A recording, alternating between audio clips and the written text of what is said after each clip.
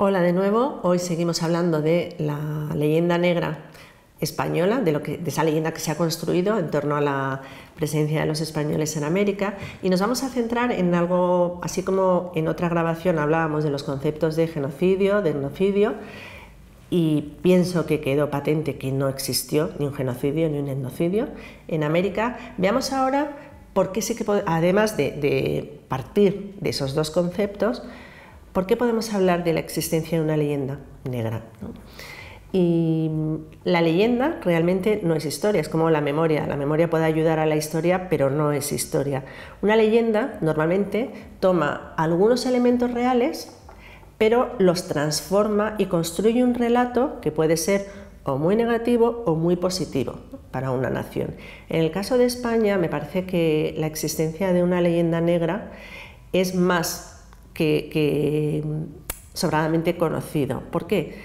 Porque tanto desde fuera del país como desde dentro de nuestro propio país hay una cierta tendencia a juzgar de manera muy negativa no algunos hechos de la historia, que por supuesto que la hay, como la hay en todos los países, en todas las historias, sino a juzgar de manera negativa la totalidad de la historia de España, poniendo mucho énfasis en los aspectos negativos. Y en concreto, cuando hablamos de la presencia española en América, creo que esto se percibe de una manera muy clara. Cuando desde hace ya unos años, cuando se está preparando la fiesta del 12 de octubre, que siempre ha sido la fiesta de la Hispanidad, se recuerda el día en que Cristóbal Colón llegó por primera vez a lo que entonces eran las Indias, algunas islas próximas ya al continente americano. Hasta ahora se había celebrado, era una fiesta de todos, ¿no? Desde hace ya unos años, en España también tiene su repercusión en América, pero lo curioso es que sucede en España. Hay digamos una etiqueta que se está difundiendo, que es el 12 de octubre no hay nada que celebrar. ¿Por qué? Porque todo lo que hizo España en América fue negativo y fue tremendamente perjudicial para las culturas americanas. Entonces, esto es leyenda, es decir, se parte de algunos hechos que son reales, no vamos a decir que todo sea mentira, pero construyen un relato basado solo en esos hechos, ¿no? Y es que es cierto, hechos negativos tiene que haberlos porque todas las personas cometen actos buenos, actos malos, y los pueblos también, y las naciones también. ¿Dónde está, digamos, la perversión de esa mirada sobre lo que España hizo en América? La perversión está en decir que todo lo que España hizo en América fue negativo, que los pueblos americanos, insisto en repetir una idea que hemos comentado otras veces, los pueblos hispánicos de América no constituían un total. O sea, a veces se habla de utilizar términos precolombinos para referirnos a América, se habla de Abya Yala. Abya Yala era una región del Caribe, era el nombre con el que se denominaban algunos de los pobladores del Caribe, pero no quería decir ni se refería en ningún momento a la totalidad americana, a la totalidad de las Indias, ¿no? Entonces, esa leyenda negra, el problema es que se ha ido construyendo y que la propia España la hemos asumido. Esto yo creo que tiene mucho que ver con el carácter de los españoles. Para los españoles, la épica casi siempre es tragedia. O sea, somos así. Y nos encantan los finales trágicos en los que el héroe, pues al final se muere, ¿no?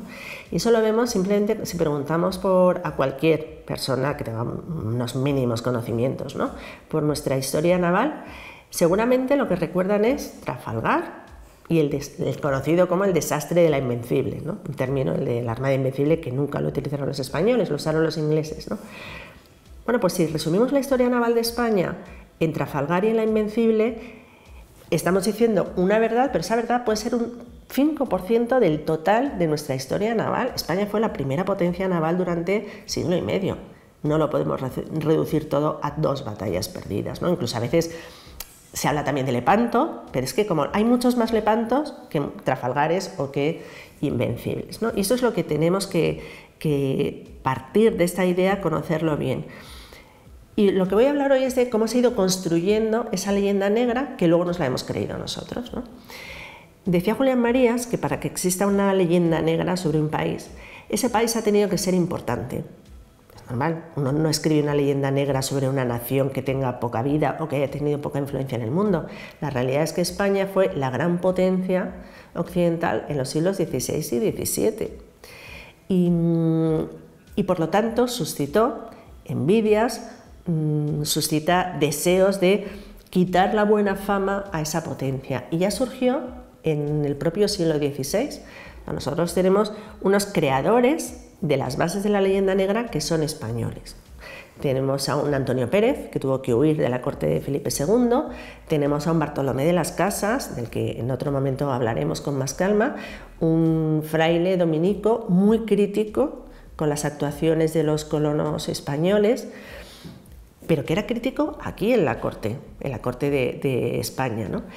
¿Qué sucede? Que tenemos en esa misma época, tenemos los grandes enemigos de España eran Gran Bretaña, que acogió a Antonio Pérez y por lo tanto contribuyó a la difusión de esa leyenda negra antiespañola, y tenemos nuestro gran enemigo en la segunda mitad del siglo XVI y a principios del siglo XVII, que son los Países Bajos, Holanda, que quiere emanciparse de la monarquía española. Es verdad que no formaba parte de la corona hispánica, pero sí tenían un mismo gobernante, ¿no?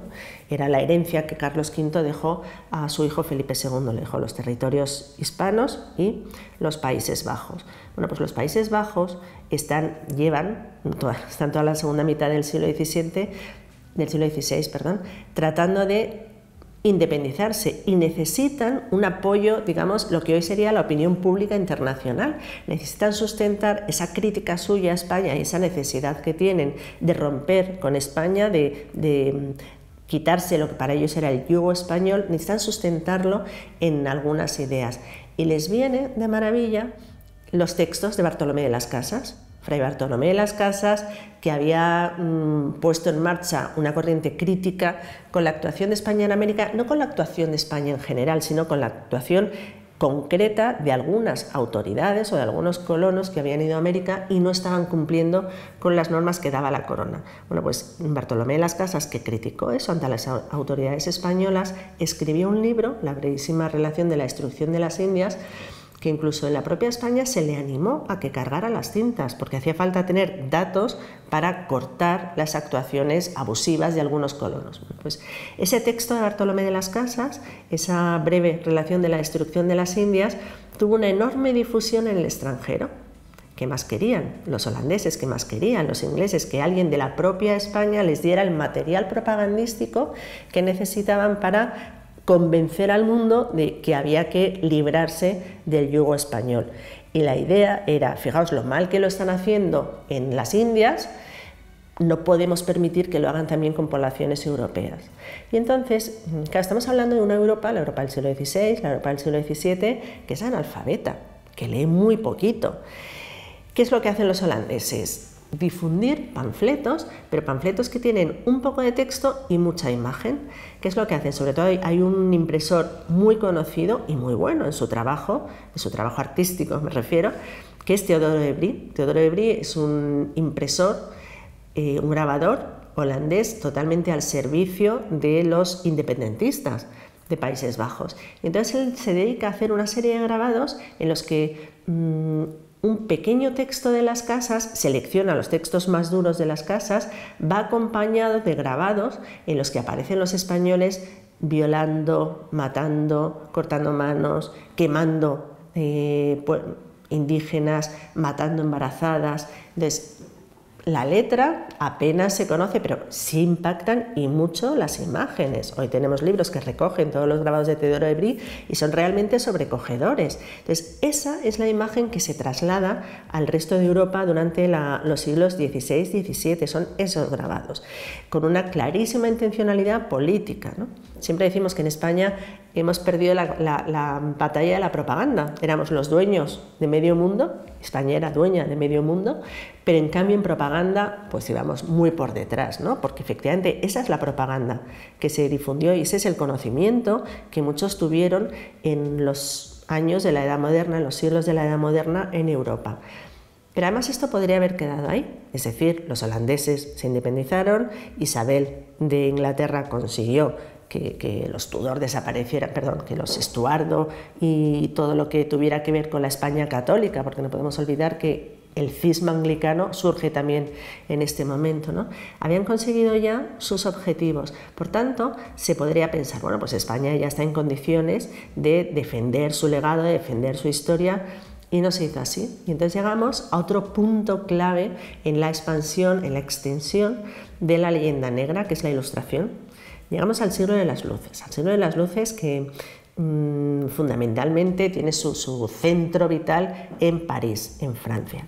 El siglo de las luces, como todos los que me están viendo y oyendo saben, es un siglo, es una época en la que parece que la inteligencia, que la razón es incompatible con la fe. Y entonces se trata de la luz es la de la razón y todo lo demás es oscurantismo. Entonces, en esa Ilustración francesa no cabe espacio para la religión.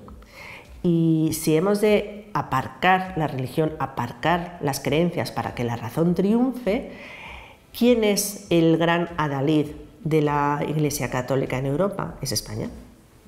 Entonces se construye nuevamente estamos ante esa construcción de un relato en la que los españoles salen muy mal parados, porque al final en esa identificación, que es otro relato, es otra construcción, en esa identificación de la oscuridad, del oscurantismo de la Iglesia Católica, en un primer plano, lógicamente, está España. Y por lo tanto, son capaces los franceses de escribir en sus nuevas enciclopedias algunos relatos como ¿qué ha hecho España por Europa en el último siglo, en los 2 siglos, en los 3 siglos últimos? ¿Cómo es posible que alguien en el siglo XVIII se pregunte, o incluso llegue a afirmar que España no ha hecho nada en los siglos XVI, XVII y XVIII? Hay claramente una necesidad de quedar por encima, una necesidad de aplastar la grandeza de España, que lo fue en un momento en que España políticamente no está en pleno auge, al contrario, ¿no? Ha empezado una cierta decadencia. Y además, podemos cargar las tintas contra la Iglesia Católica, mejor todavía, ¿no? Y por lo tanto, aquí vemos como una serie de elementos que están configurándose, ¿no? Que es la realidad española en América, la unión plena de España con la Iglesia Católica. No podemos olvidar que los reyes Isabel y Fernando recibieron el título de reyes católicos y eso se ha mantenido a lo largo de la historia, ¿no? La monarquía católica es la monarquía española. ¿Y dónde está el problema, a mi juicio, de la Ilustración? En que en España nos hemos creído ese relato, como si España no tuviera una ilustración. Y de hecho en España hubo una ilustración católica, una ilustración en la que tenemos unos grandísimos intelectuales. España a veces se dice que es el país de la cultura, de la literatura, del arte, pero que en ciencia no hicimos nada. España fue una grandísima adelantada de la ciencia. O sea, las grandes expediciones científicas del siglo XVIII, España tuvo un enorme protagonismo. Y me gustaría además señalar, y con esto terminaríamos por hoy, una realidad, que es que el rey Carlos IV puso en marcha algo que no se ha hecho jamás, ni antes ni después, que es la expedición filantrópica de la viruela. Una expedición que dio la vuelta al mundo llevando la vacuna de la viruela. Empezó por los territorios americanos, continuó por el Pacífico y lo llevó a Filipinas, incluso a territorios que no eran de la monarquía hispánica, como podía ser Macao, que era portugués, ¿no?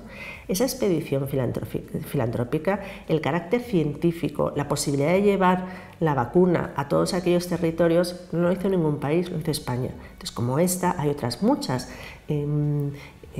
expediciones científicas que, claro, se basan en que España lleva 3 siglos de mucha experiencia en la mar. Esos 3 siglos que los ha ido alimentando su presencia en España y, no lo olvidemos, en Filipinas. Entonces, todo esto genera un bagaje cultural y científico enorme que se pone de manifiesto en esos grandes avances de la ciencia en el siglo XVIII y primeros del XIX. Y yo creo que de momento aquí lo dejamos y les espero en la siguiente sesión. Muchas gracias.